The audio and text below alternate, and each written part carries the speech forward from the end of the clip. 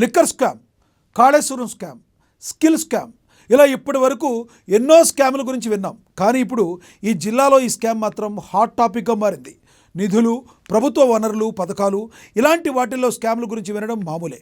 కానీ రీసెంట్గా జడ్చర్లలో వెలుగులోకి వచ్చిన పందుల స్కామ్ మాత్రం జిల్లా ప్రజలను ఆశ్చర్యానికి గురి చేస్తుంది. అసలు పందుల స్కామ్ ఏంటి?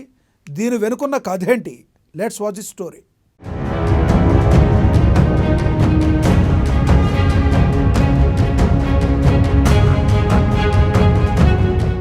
గతంలో అభివృద్ధి, సంక్షేమం, ఉద్యోగాలు, ఉపాధి అంటూ బీరాలు పలుకుతూ అధికారంలోకి వచ్చిన పార్టీలు పాలనను పక్కనబెట్టి దోచుకోవడంపై దృష్టి పెట్టాయి. గత బీఆర్ఎస్ ప్రభుత్వ హయాంలో పథకాల పేరిట భారీగా అవినీతి జరిగిన సంగతి తెలిసిందే. కాళేశ్వరంలో లక్షల కోట్ల కుంభకోణం, ఢిల్లీ లిక్కర్ స్కామ్లో మనీ లాండరింగ్, ఇలా ఎవరి స్థాయికి తగ్గట్టుగా వారు ఏది వీలైతే అది స్కామ్ చేయడం, దర్యాప్తు సంస్థలు వాటిపై కేసులు నమోదు చేసి పుట్టు పూర్వోత్తరాలతో సహా అన్ని ఆరా తీస్తుండటం విదితమే. అయితే ఇప్పటి వరకు జరిగిన ఈ స్కామ్లోకి ఎత్తైతే పందుల స్కామ్ మరో రకం.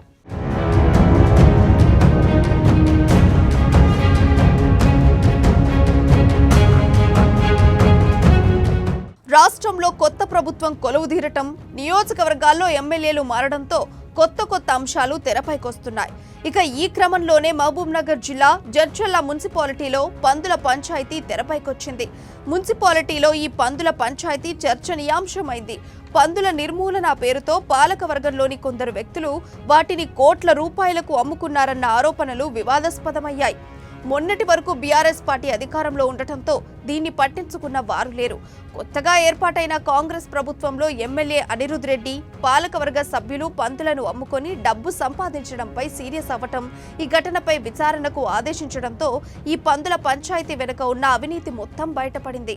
ఈ వ్యవహారంలో దాదాపుగా 1.5 కోటి రూపాయల స్కామ్ జరిగినట్టు జడ్చర్ల పట్టణంలో చర్చలు ఊపందుకున్నాయి.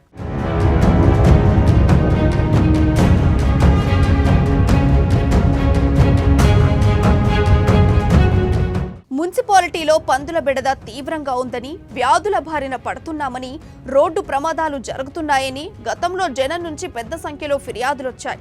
దీంతో మున్సిపల్ చైర్పర్సన్ భర్త దోరెపల్లి రవీందర్ పెంపకదారులను పిలిచి వెంటనే పందులను పట్టణం నుంచి తరలించాలని ఆదేశించారు.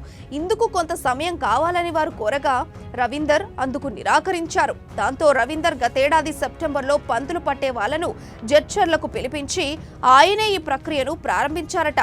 పెంపకందారులు అడ్డుకునే అవకాశం ఉండడంతో పోలీసుల సాయంతో వారిని టానాలు నిర్బంధించి మరీ పందులను ఇతర రాష్ట్రాలకు తరలించారట.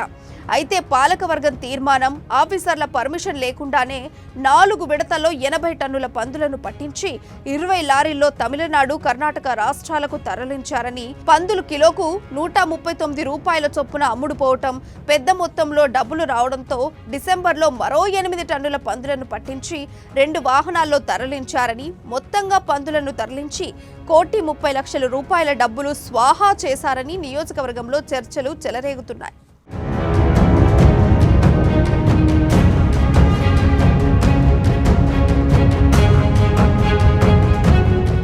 పందుల పెంపకమే జీవనాధారంగా బతుకుతున్న వ్యాపారులు పాలకవర్గం తీరుతో తీవ్రంగా నష్టపోయారు.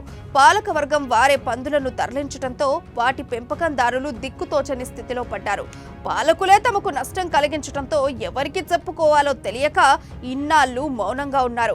ఇక ప్రభుత్వం మారటం, కొత్త ఎమ్మెల్యే రావడంతో వ్యాపారులు తమకు న్యాయం జరుగుతుందనే ఆశతో ఎమ్మెల్యే అనిరుద్ రెడ్డిని ఆశ్రయించారు.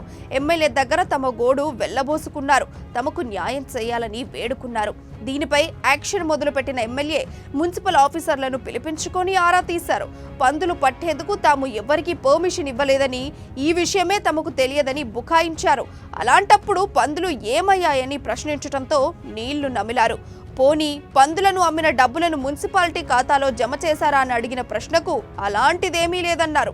అధికారుల నిర్లక్ష్యపు సమాధానాలతో ఆగ్రహించిన ఎమ్మెల్యే ఈ మొత్తం వ్యవహారంపై ఎంక్వైరీ చేసి తనకు రిపోర్ట్ ఇవ్వాలని ఆదేశించారు. చూస్తే కూడా మున్సిపాలిటీలో కూడా చాలా కంప్లైంట్స్ వచ్చినాయి. ఒకటి పందులు ఎత్తుకుపోయినారంట. ఆ పందులు ఎవరు ఎత్తుకుపోయినారో కూడా తెలియాలి. మున్సిపల్ కమిషనర్ గారితో కూడా మాట్లాడడం జరిగింది. ఆయనకు చెప్పడం జరిగింది, పందులు ఎత్తుకపోతే ఎక్కడున్నాయో చెప్పాలి. చంపిండంటే చంపిండని చెప్పండి, దాపెట్టిందంటే దాపెట్టిందని చెప్పండి. అమ్ముకున్నారంటే ఆ పైసలు మున్సిపాలిటీలో మీరు జమ చేసినారా పైసలు, లేకుంటే ఆ పందులు పెంచుకునే వాళ్ళకి ఇచ్చినారా అనేది కూడా ఆ జవాబు నాకు రావాలి, లేకుంటే పోలీస్ కేసులు బుక్ అవుతాయని కూడా నేను చెప్పడం జరిగింది. మీకు తెలిసిందే దాంట్లో కొంతమంది కౌన్సిలర్ తీసుకున్నారు పైసలు, ఆ భయానికి రాత్రి వచ్చి వాళ్ళ ఇండ్ల మీద పడతారని చెప్పేసి ఆ కౌన్సిలర్ వాళ్ళని పంపించిండ్రు. ఒక్కొక్కరు పని అవుతుంది. ఇప్పుడు అధికారుల నుండి కూపీ లాగడం మొదలుపెట్టిన ఎమ్మెల్యే ఈ వ్యవహారంపై పోలీస్ స్టేషన్లో ఫిర్యాదు చేయాలని పెంపకందారులకు సూచించారు. దీంతో ఇదంతా పోలీస్ స్టేషన్కు చేరింది. పెంపకందారులు జడ్పీ చైర్పర్సన్ భర్త రవీందర్, పలువురు బీఆర్ఎస్ లీడర్లపై పోలీసులకు ఫిర్యాదు చేశారు. పందులను తరలించే క్రమంలో అవి తమ జీవనాధారమని, వాటిని వదిలేయాలని ప్రాధేయపడ్డామని వ్యాపారి బాలస్వామి పోలీసులకు చెప్పారు. వదిలేయాలంటే 5 లక్షల రూపాయలు డిమాండ్ చేశారని ఆరోపించారు. ఇక వ్యాపారి ఫిర్యాదుతో ఎంక్వైరీ మొదలుపెట్టిన పోలీసులు 88 టన్నుల పందులను 1.20 కోట్లకు అమ్మారని ప్రాథమికంగా నిర్ధారణకు వచ్చినట్లు తెలిసింది. నా పేరు బాలస్వామి. నా వృత్తి పందుల వ్యాపారం. మేము వండేళ్ళము. మేము బతికేది తాతల ముత్తాతల నుంచి మేము పందుల మీదే బతున్నాము. మాకు ఎటువంటి చదువుకోలేదు, ఎటువంటి జాబులు లేవు, ఎటువంటి మాకు ఏది ఆదాయం లేదు. మాకు మేము ఏమైనా ఓటర్ల పనికి పొట్టేళ్ళ పని కూడా పందుకూర తింటారు. పందులు మేము ఏం జీతం పెట్టుకోమని చెప్తారు. నేను ఈ మున్సిపల్ ఎలక్షన్ అయిన కాడ నుంచి దోరనపల్లి రవీందర్ మా పందులు పట్టుకొని అమ్ముకుంటుండు. ఈ వస్తు ఆడుకున్నాం, రిక్వెస్ట్ చేసుకున్నాము. సానా పట్టాకు చెయ్యకు, ఎందుకంటే మేము బతికేది అట్లా చేయలేము అది అంటే కొంచెం డిమాండ్ చేసిండు. 10 లక్షలు డిమాండ్ చేసిండు. 10 లక్షలు డిమాండ్ చేస్తే అంత శాత కదా నాకు నన్ను చెప్పి 4 లక్షలు ఇచ్చేసాను. ఆయన కొత్తింటి కాడికి పోయి, ఆయన పాతింటి కాడ కాకుండా కొత్తింటి కాడ ఇచ్చేసాను. 4 లక్షలు ఇచ్చిన తర్వాత మళ్ళీ అట్లే పడుతున్నాను. మళ్ళీ నేను జైలుకు పోయినా కూడా చిన్న గడపడి ఫ్యామిలీ గడపడి కేసు ఉండే జైలుకు పోయింది.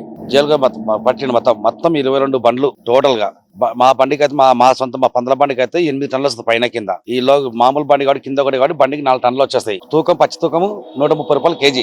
1 టన్నుకి వచ్చేసి 1,30,000 రూపాయలు వస్తాయి. 22 బండ్లు జీవాలు ఎత్తుకుపోయి అమ్ముకున్నాడు. హైదరాబాద్ పిలిపించండు. హైదరాబాద్ చిక్కులని పీతులని పిలిపించి హైదరాబాద్ అమ్ముకున్నాడు జీవాలు మొత్తం. మేము ఎంత రిక్వెస్ట్ చేసినా, ఎంత కథ చేసుకున్నా, నేను కాలేలు మొక్కినా చేసినా అయినా మనం పట్టించుకోలేదు. నేను బందులు బంద్ చేస్తానని చెప్పి డిమాండ్ చేస్తే కూడా 10 లక్షలతో నా 4 లక్షలు ఇచ్చిన. ఇవ్వడం కూడా తప్పేనది.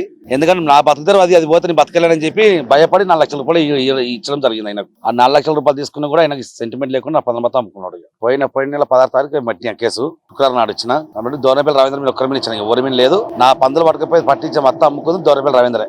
ఏరే వాళ్ళు కౌన్సిలర్లు, బిమ్సిలర్లు, మున్సిపల్ కమిషనర్ ఎవ్వరు లేరు. ఇలా ఓన్లీ దోరనపల్లి రవీంద్రే హైదరాబాద్ లో పట్టణపాలను పిలిపించి మొత్తం పట్టి అమ్ముకున్నాడు. నాకు న్యాయం కావాలి. నా పందులు నాకని తెచ్చేమను. నా పందులు నష్టపరి ఎంత 10 మంది లెక్క చేసి కానీ నా నష్టపరి నాకు కట్టమను. గత నెల 16వ తారీఖున బాలస్వామి అని మన జడ్చర్ల లోకల్ ప్రాపర్ అయిన కంప్లైంట్ చేయడం జరిగింది. ఇప్పుడు ఎస్ఐ చంద్రమోహన్ దీని మీద కేసు రిజిస్టర్ చేయడం జరిగింది. పందుల మీద కేసు రిజిస్టర్ చేసిన తర్వాత దాన్ని ఎస్ఐ గారు ఇన్వెస్టిగేషన్ చేస్తుండ్రు. అవి చేసేసి పై అధికారుల ఆదేశం మనకు దాని మీద ఎట్లా ఉంటే చర్యలు తీసుకుంటారు.